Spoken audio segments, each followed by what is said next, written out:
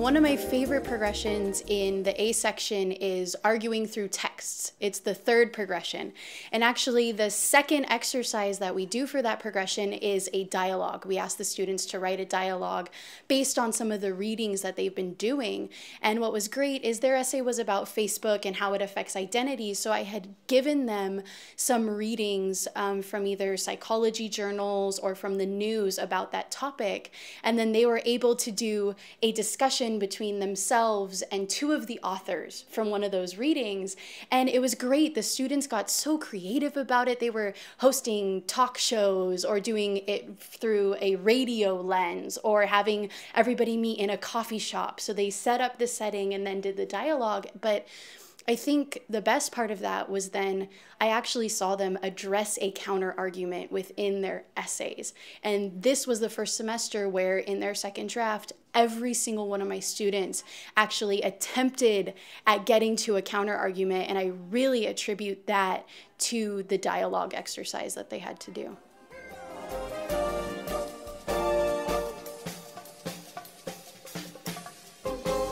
This semester we're coming to that right now, and it's based off of sort of a Socratic dialogue, and where you're engaging in discussion, and they can choose. They can choose whether they want two of these authors to be in a discussion, or they can choose imagine a person that is arguing or just engaging in conversation with one of these authors on the topic.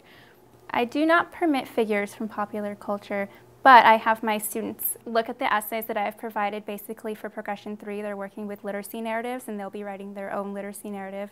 So from the selection of literacy narratives that I provide, I have them picture these writers together in a discussion on Facebook, and what they might be writing on each other's walls, what they would disagree about.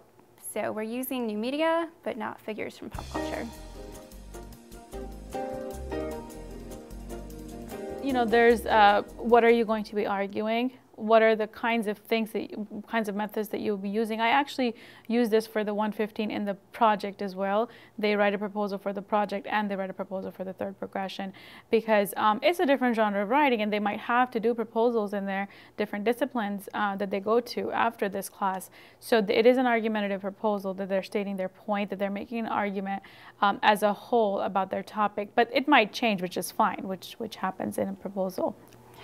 I find this reflective essay to be very significant, especially as the students are moving from semester A to semester B, because this is a process-driven curriculum, and this gives the students an opportunity to reflect on their own writing process, what they've learned, and essentially they can work towards transferring what they've learned to the next semester.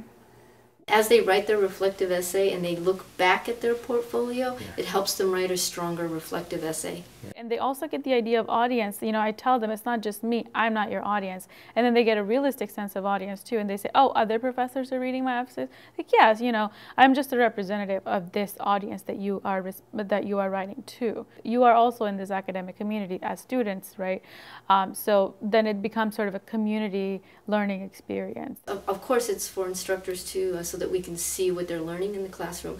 But most importantly, it's a really ego-boosting moment for them when they realize, when I came in here 16 weeks ago, I was terrified of this class, and now that we've done these exercises together, I have learned X, Y, and Z. And I tell them when they write this letter, don't tell me if you had fun or if you thought supplemental instruction was cool, but really, what did you learn? Articulate 3 or 4 things that you didn't know before you came into this class, and it makes them proud of themselves.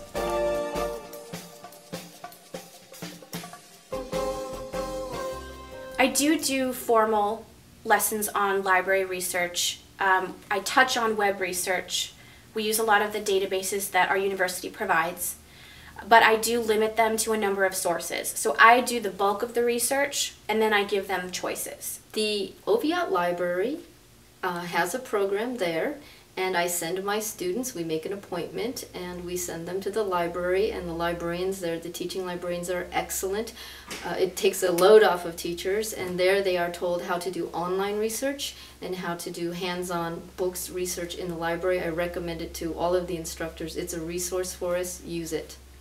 I do ask my students to work with MLA format throughout the whole semester, but I do not grade their ability to use MLA format. Basically, I have them focus on their ideas and communicating to an audience using a rhetorical approach. I do use MLA, but I have in the past introduced both MLA and APA because when I looked at my roster, none of my students were anywhere close to the humanities. So I gave them a choice whether if they wanted to use APA, and I went over both in class. If they wanted to use APA, they could use APA. Grading is always an issue for instructors. It's a lot of grading to do. I find that allowing students, since we're forming a community anyway, to not grade each other's work but provide feedback. I'm pretty lenient. I'm like, if you do the work, you'll get credit for it. I'm grading only the final draft of your essays. If you do progression 1.1, 1.2, 1.3, you get full credit for that. I'm not going to go A, B, C, D. I tell them to hand it off to a peer, have them read it, and give you feedback. And they don't mind providing that feedback for each other.